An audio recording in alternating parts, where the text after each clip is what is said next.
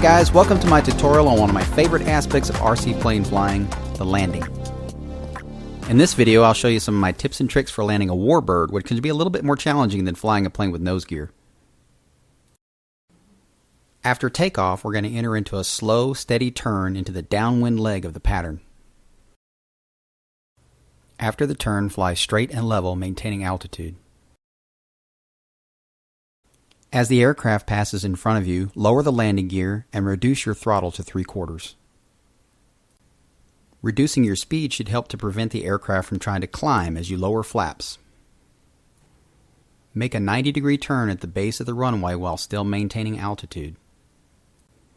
Make a final 90-degree turn so your plane ends up on the center line of the runway. At this point, you will only use ailerons to keep the wings level. Reducing your throttle to half will make the aircraft start to descend towards the runway. It's very important to note that during a landing, the elevator and the throttle are swapped. Decreasing throttle will cause the aircraft to start to descend. Increasing throttle will cause it to level out and even start to climb. Pulling back on the elevator in what is normally a climb will cause the speed to decrease. Pushing forward on the elevator, nose down, will cause the speed to increase.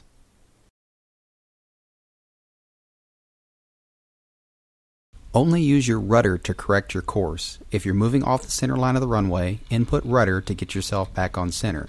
Remember, ailerons are only used to keep the wings level. Unlike a high-wing aircraft such as a Cessna, we're not going to chop the throttle and drop to the runway. We'll land under power using 1/4 to 1/3 throttle. As the main gear touch down, the aircraft is still flying, with the fuselage parallel to the runway and the tail wheel up off the ground.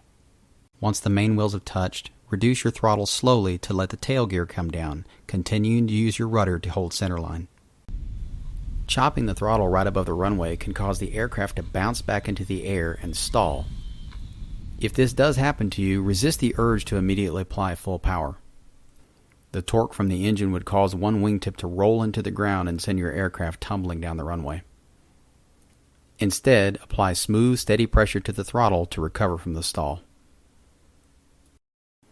In this crosswind landing, I'm struggling to keep the plane in the center of the runway. By only using the ailerons to keep the wings level and using the rudder to point the nose back into the wind, I'm able to save it right at the last second.